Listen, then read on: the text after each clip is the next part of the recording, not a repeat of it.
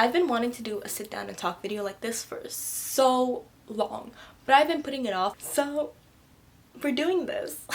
One thing about these tips is that most of them are really easy to do, and they're very simple and straightforward. Hi guys, it's Diqah back with another video, and for today's video I'm going to be sharing some study tips that I should have learned a while back, but I'm now learning. At least I learned them, but today I'm going to be sharing some tips. One thing about college is that it hits you hard, especially after senioritis. I'm not even kidding. Like, when I tell you I started college so confused and so lost, like, it was intense. It was severe. But I've gotten around. I've spoken to a lot of my friends. Some of them are like pre-med and bio majors.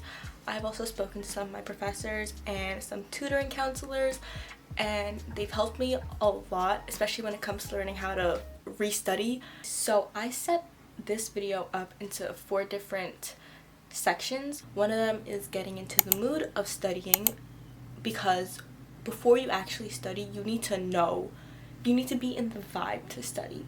Because how else are you going to actually want to sit down and get some work done? So that's one part. Then there's the note-taking part. The third part I have is memorization and recall, and this is like the most important step of studying, and it's also the hardest. And the last section I have is for all of us who didn't want to study from the days before and we have to cram last minute. Some cramming tips. So first things first, getting into the study mood. I actually like studying. Sometimes I'm not in the mood to do it, but most of the times I actually would sit down and start getting things done because I like being productive and I like getting my work done. You should too. But one thing that I've learned that really helps is making sure that my computer, my iPad, and my phone are always charged. Oh, and my AirPods. Making sure that those things are charged will help me not use them as an excuse for not wanting to study. Usually for me, once I see that my AirPods are like on 20% and my iPad is on like 10% or something like that, it would throw me so off guard, and then I would use it as an excuse to not study, and I would just put it off. So making sure that my things are charged before I actually want to sit down and get things done is one of the biggest and most easiest things that I've done that has helped me. Number 2, music. Make playlists that are set for different things. So I have different playlists for when I just want to sit down and contemplate life. I have a playlist for when I want to study, which is like a lot of classical music or like Korean instrumental music. Just listening to music always gets me into the mood. It may not be the most Islamic thing to do, but realistically it gets the job done. So light candles and spray perfume. Scent is known to be linked to getting us into different moods, and it's also really good for you to associate smells with different tasks that you're doing. Lighting different candles for different scents, or just simply spraying a perfume in your room would get your brain into thinking it's time to get some work done. Like, just associate that one scent for getting work done, and trust me, does the job. And lastly, this might be the hardest thing to do, but honestly it's the most realistic thing. Just start for 5 minutes and get it done, because you know that you're going to have to get it done at some point. So just sit down and get it done, and the faster that it's over with, the better it is for you. For me, I like to do my work at night, and usually when it starts to get dark, I would tell myself, okay, I'm going to go make a cup of tea and I'm going to sit down and I'm going to get my work done. Because once I know that it's dark, I know that it's time for me to get into the mindset of getting some things done. I see that I'm better working off it in the evenings or at night. Now on to the next section, which is note-taking. If you're going to want to study well and effectively, you're going to have to know how to take notes. I'm doing this to re-educate myself into knowing how to note take, and you guys as well. Honestly, people say that blue pens are known to be better in recalling information, but for me, I don't really think that matters.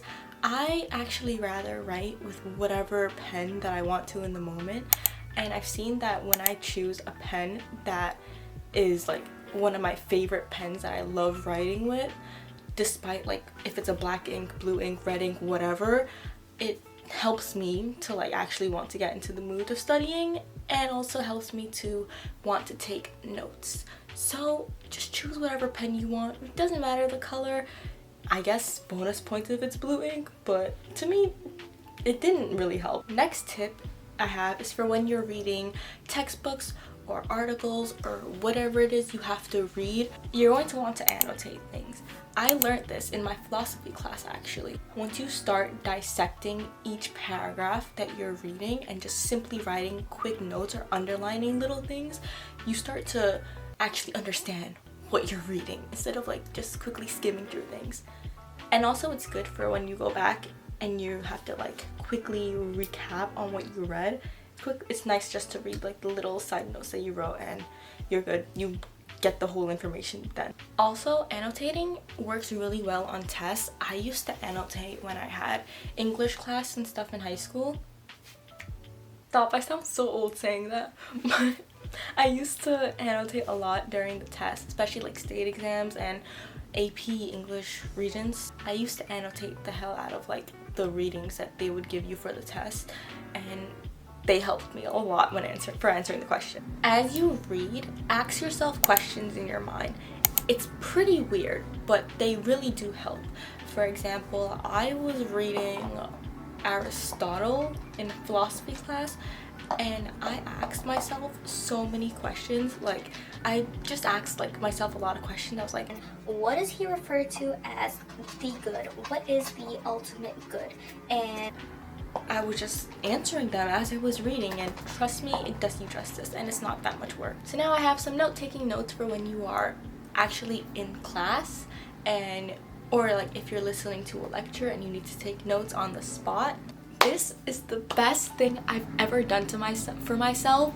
My psychology teacher told me about this.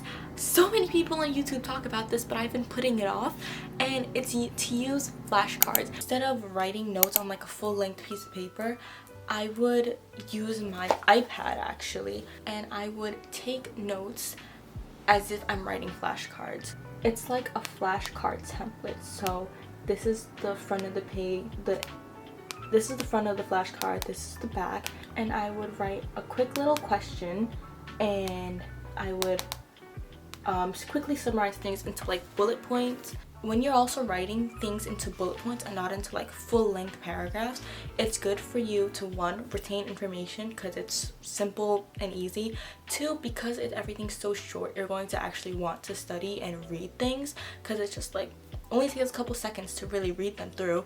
And three, they're really good for when you have to like cram before a test, or like taking a quick study session before a test. It's quick just to like look through all your notes and all the little bullet points and check them off as you go, and you're done.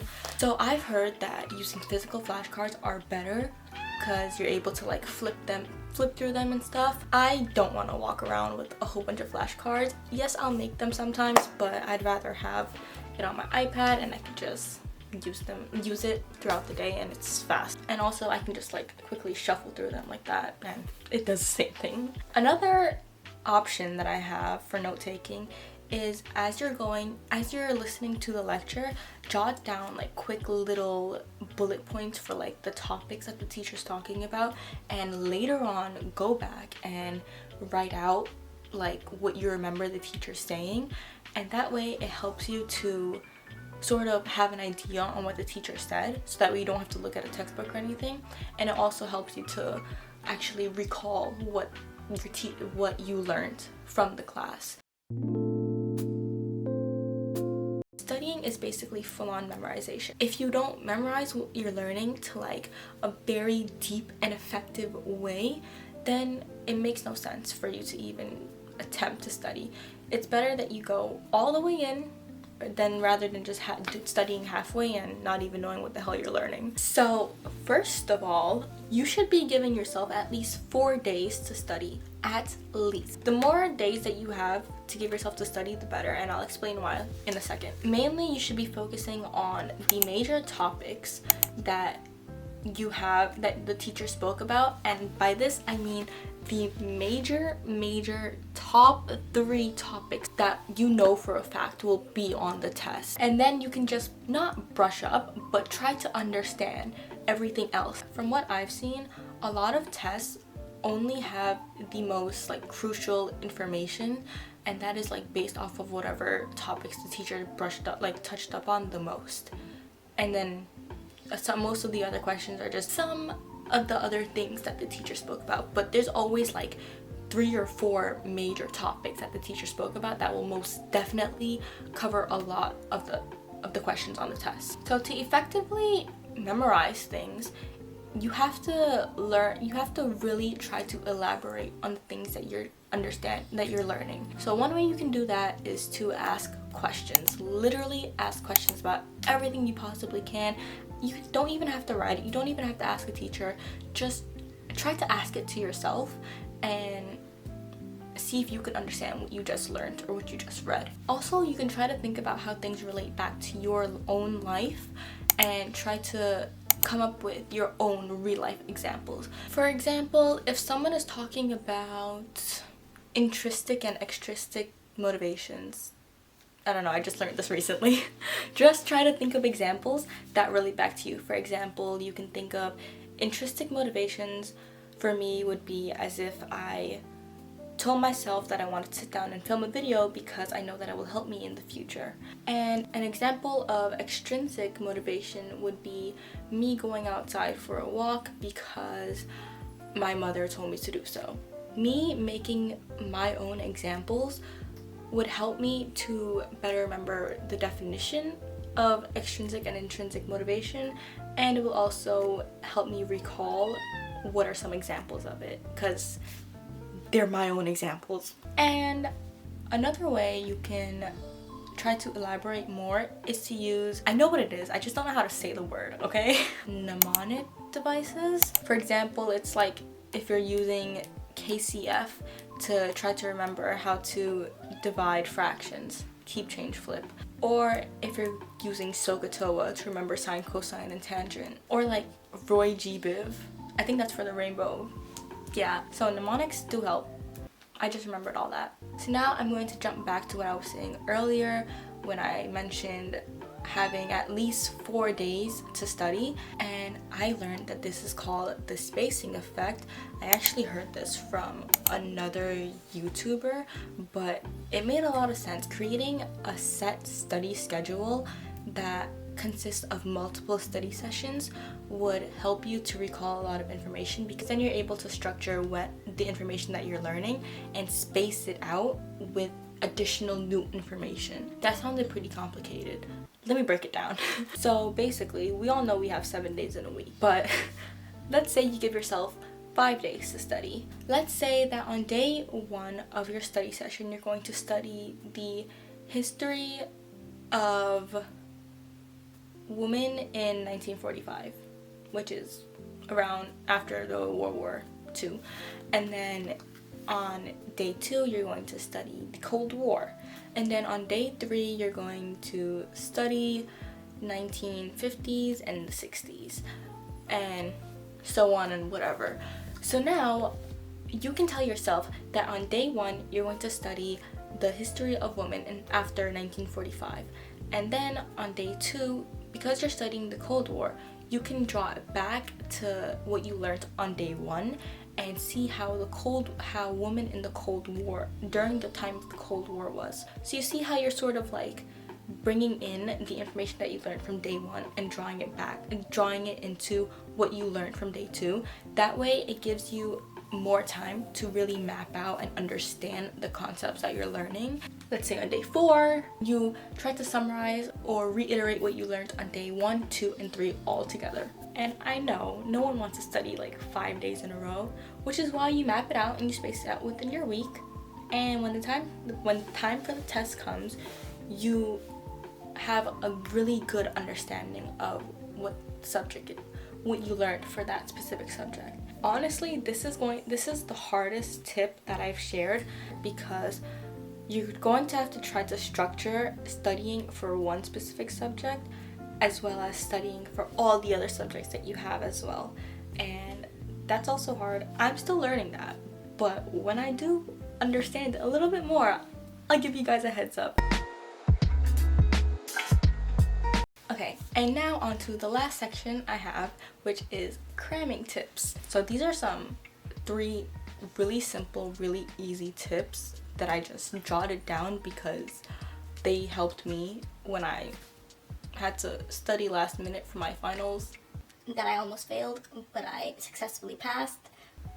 So number 1, as I said before, flashcards.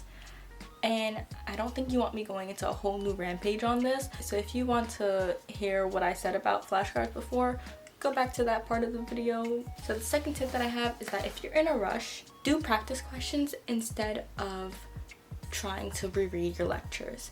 And trust me, this has helped me so much, especially when I had to do my stats final and I studied last minute. I just did a whole bunch of practice questions and I ended up getting a B+. So it helped and it worked. So when in doubt, just do practice questions for literally anything you possibly can think of, and they'll be way more effective than you rereading your notes. And honestly, my third tip is that you shouldn't be cramming in general. You should be spacing things out. In all honesty, I'm still learning these things, but I've seen that these things have helped me, and I wanted to film this video to really help myself in the future in case if I ever need to relearn how to study. I can always come back to this video, and this will also help you guys too. And I feel like all of these tips are really easy to do. It's just that we have to get into the mindset of actually sitting down and getting work done. That will be the hardest. But other than that, these tips are really easy and really straightforward, and anyone can really do them. But keep in mind that I'm still learning and I'm still going through this whole process of studying and actually learning how to retain information. So I will keep you guys updated on how well these tips are working for me. But as I said before, these tips have helped me so far. They helped me get through my college semester so far, and they're helping me right now with my summer classes. So I just wanted to share them with you guys. That's all for this video. I hope you guys enjoyed, and I will see you guys in my next video. Bye!